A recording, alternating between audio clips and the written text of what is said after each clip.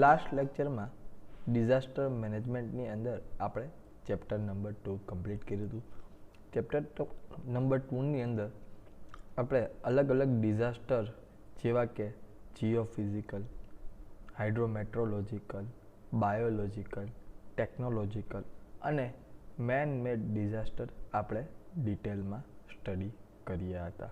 નાવ આપણે આજે chapter number 3 disaster management cycle and framework, આ ચેપ્ટરની અંદર આપણે કઈ રીતે આખી મેનેજમેન્ટની સાયકલ વર્ક કરે છે, પ્રિવેન્શન, મિટિગેશન, પ્રિપેર્ડનેસ, રિસ્ક્યુ, રિકવર, આખી જે સાયકલ છે એ આપણે ડિટેલમાં સ્ટડી કરશું કે ભાઈ કઈ રીતે કયા સ્ટેપ લેવામાં આવે છે અને આ બધા ફ્રેમવર્ક અને કઈ સંસ્થા શું વર્ક કરે છે અને ડિઝાસ્ટર પહેલાં, ડિઝાસ્ટર વખતે અને ડિઝાસ્ટર પછી શું વર્ક કરવામાં આવે છે ને આ બધી પોલિસીઓ વિશે આપણે આ ચેપ્ટરમાં વાત કરશું. યોકોહામા સ્ટ્રેટેજી, હોયોગો ફ્રેમવર્ક અને પેરેગ્રામ શિફ્ટ ઇન ડિઝાસ્ટર મેનેજમેન્ટ.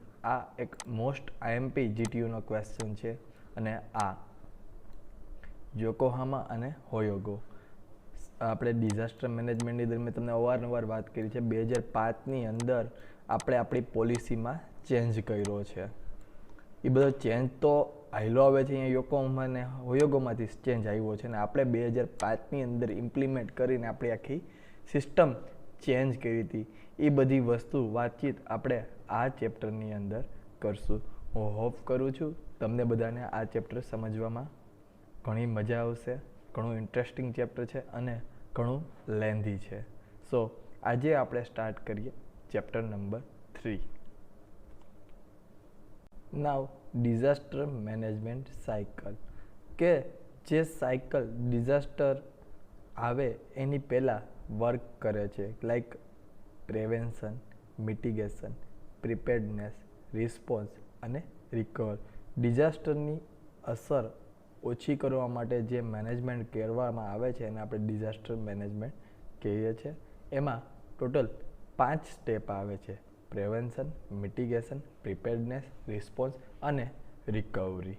નાવ આ 5 વિશે આપણે ડિટેલમાં વાત કરીએ. ફર્સ્ટ છે prevention. Action within this segment is designed to interface the occurrence of the disaster and prevent such occurrence having harmful effect on community. The following are usually classified as a prevention measure. Construction a dam to control flood water so that the latter cannot be adversely affect the people, building and other. કે પહેલેથી આપણે સાવચેત રહેવું. એનું best example છે કે ભાઈ જે નદીમાં ફ્લડ આવવાના ચાન્સીસ વધુ છે ત્યાં આપણે ડેમ બાંધી દઈએ અને પાણીનો આપણે સ્ટોર પણ કરીએ અને ફ્લડ ઉપર કંટ્રોલ પણ આવી જાય. Control burning of in a bush fire prone area period to the high fire risk season. This action can remove potential fuel and actually prevent the start of a fire. If it start, prevent it from reaching threatening proportions. પહેલેથી એમાંથી જે area fire થવાના chances છે વધુ જંગલમાં ત્યાં પહેલેથી આપણે ધ્યાન રાખવું જોઈએ. સમ form of regulation law can also be regarded as a prevention, like land use regulation, which assures that community are not allowed to develop on vulnerable sites such as a disaster prone area of a flood plain. કે ભાઈ general આપણે અત્યારે ગુજરાતમાં GDCR work કરે છે કે ભાઈ તમે કોઈ બી જગ્યાએ તમારું મન ફાવે એમ તમે ઘર ન બનાવી શકો, તમે મન ફાવે એમ એ જમીનનો યુઝ ન કરી શકો. તમે એમ કહો અહીંયા મારી મકાનની જમીન છે, અહીંયા મારે ઇન્ડસ્ટ્રીયલ શેડ નાખવો છે, તો તમે એ કાયદેસર રીતે નાખી નથી શકતા, બનાવી નથી શકતા. ગવર્મેન્ટ ટોટલી વસ્તુ રૂલ્સ અને રેગ્યુલેશન વાઇઝ જોઈએ તો આપણે ન કરી શકીએ. ડ્યુ ટુ હવે ત્યાં રેસિડેન્શિયલ એરિયા વચ્ચે ઇન્ડસ્ટ્રી નાખે તો હવે કાંઈ ત્યાં હઝાર્ડ થયો, કેમિકલનું કાંઈ હઝાર્ડ થયો કે ફાયર થયો તો અલ્ટિમેટલી એ હાર્મફુલ કરે છે રેસિડેન્શિયલ એરિયાને. સો બધા રૂલ્સ છે. ફ્લડ પ્રોન એરિયા હોય એવી જગ્યાએ તમે ઘર ન બનાવી શકો, એવા ઘણા બધા રૂલ્સ છે. જેમ કે આપણે અત્યારે ગુજરાતમાં જ લઈએ તો આપણો ગુજરાતથી અર્થક્વેક પ્રોન એરિયા કહેવાય છે. તો આપણે અહીંયા કોઈ બી બિલ્ડિંગ બનાવવું હોય તો બહુ સાવચેતી રાખવું પડે. એના અલગ રેગ્યુલેશન કોડ છે, 1893 કરીને કોડ છે, IS 1893 અર્થક્વેકનો આખો કોડ છે. એની મુજબ આપણે અહીંયા ગુજરાતની અંદર બિલ્ડિંગ અમારે સિવિલ એન્જિનિયરે બાંધવાનું હોય છે. એટલે ગવર્મેન્ટે પહેલેથી જ બધા રેગ્યુલેશન અને લો ઇમ્પ્લિમેન્ટ કરેલા છે કે ભાઈ આ જગ્યાએ તમે આ વસ્તુ ન કરી શકો, આ જગ્યાએ આ ટાઈપનું બાંધકામ ન કરી શકો. નાવ આ છે આપણે પહેલેથી આપણે પ્રિવેન્શન રાખ્યું હોય, પહેલેથી આપણે ધ્યાન રાખ્યું હોય કે ભાઈ અહીંયા આવા થવાના પાસ્ટનો રેકોર્ડ છે કે ભાઈ અહીંયા આ વસ્તુ થઈ શકે છે, તો આપણે ઇન ફ્યુચરમાં આ વસ્તુ ન થાય તો એની માટે આપણે કાંઈક સ્ટ્રક્ચરની આડું બનાવીએ. જેમ કે ડેમ છે, આગ લાગતી હોય ત્યાં આપણે અલગ ટાઈપનું કેમિકલ પહેલેથી જ નાખી રાખીએ કે જેથી આગ ન લાગે જંગલની અંદર એ જગ્યાએ, ને ત્યાં આપણે ફાયર ફાઇટર નજીકનો એરિયામાં જ લોકેટ કરીએ અને રૂલ્સ અને રેગ્યુલેશન બનાવવું જેથી આપણે આગ કે કેમિકલ હઝાર્ડ થતું અટકાવી શકે નિયર બાય રેસિડેન્શિયલ એરિયા. હવે now mitigation. Action within this segment usually take the form of specific program intention to reduce the effect of disaster on a nation or a community. For instance, some country regard the development and application of a building code that can reduce damage and loss in the event of earthquake. Being in the category of a mitigation. Recent development in earthquake-proof building have undoubtedly influenced this outlet. The foregoing point suggests that under some circulation, the term prevention and mitigation may be more suitable for some country than using prevention and mitigation are two separate concepts and activity. Generally બે ટાઈપના concept એક જ છે, prevention અને mitigation.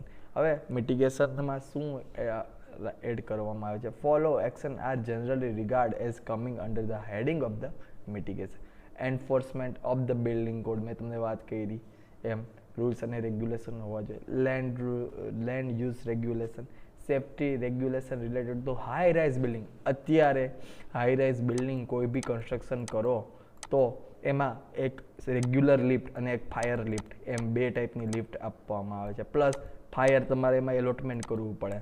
હવે જો તમારું building 12 metre કરતાં વધતું હોય તો તમારે એક લિફ્ટ, અને તમારું બિલ્ડિંગ જો 18 મીટર કરતાં ઊંચું જતું હોય તો એમાં અત્યારના રૂલ્સ મુજબ 2 લિફ્ટ પ્લસ ફાયર માટે બધી પાઇપલાઇનની બધું આપણે જે નાખીએ ને ફાયર સેફ્ટી માટેની એ બધી વસ્તુ તમારે બિલ્ડિંગની અંદર એડ કરવું પડે છે. Agriculture programme aim at reduce the effect of hazard system to protect key installation such as power supply and vital communication. Development infrastructure such as the routing of new highway way from disaster prone area. Now આપણે મિટિગેશનની વાત હતી. હવે now preparedness. Preparedness is usually regarded as a compressing measure which enable government, organization, community and individual to respond rapidly and effectively to disaster situation.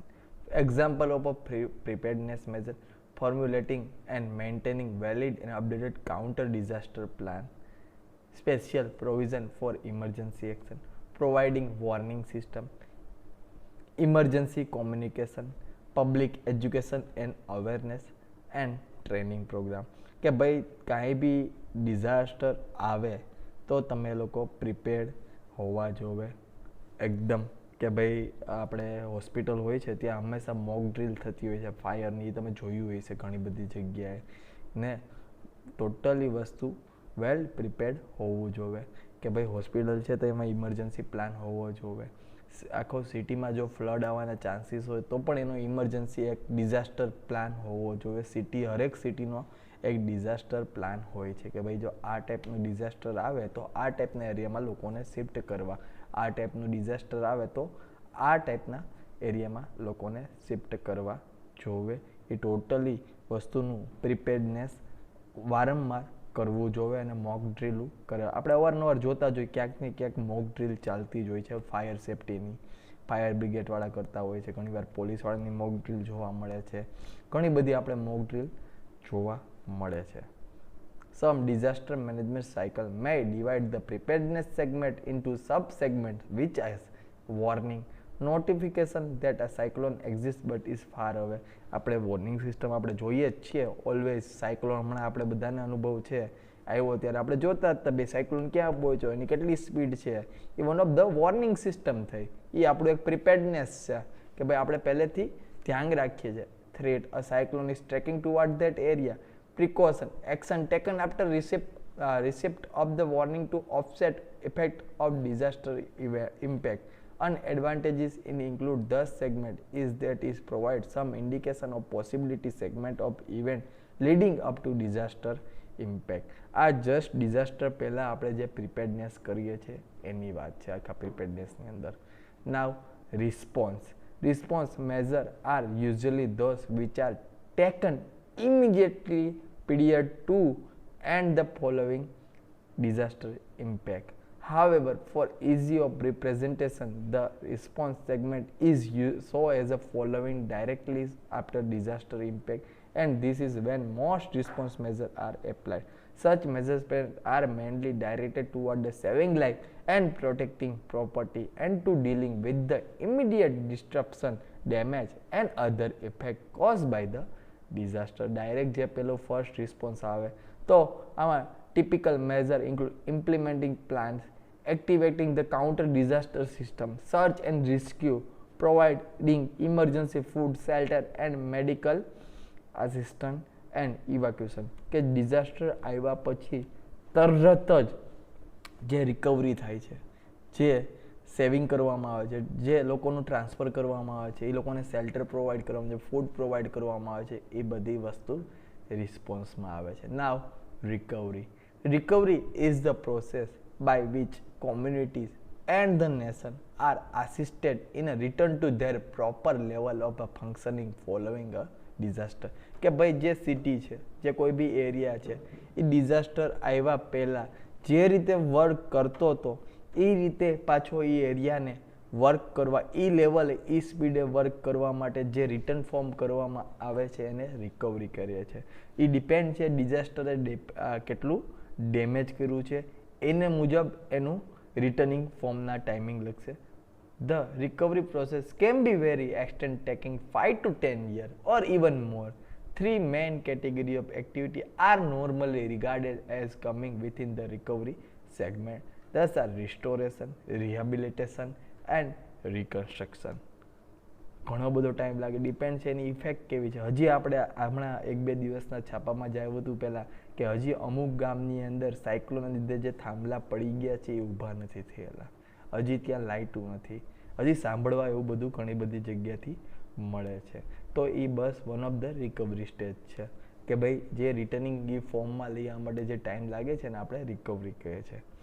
Typical activity include restoring essential service, restoring of a repairable home and other building, providing temporary house, measure to assist the physical and psychological rehabilitation of the person who have suffering from the effect of the disaster.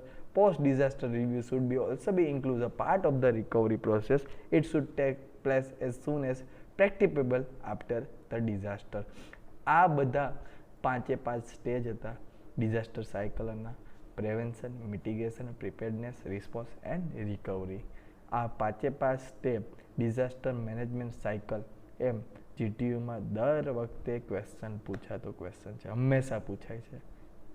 તમે 10 paper લેશો એમાંથી 7 પેપરમાં આ question પૂછાયેલો હશે. સો most IMP question હતો.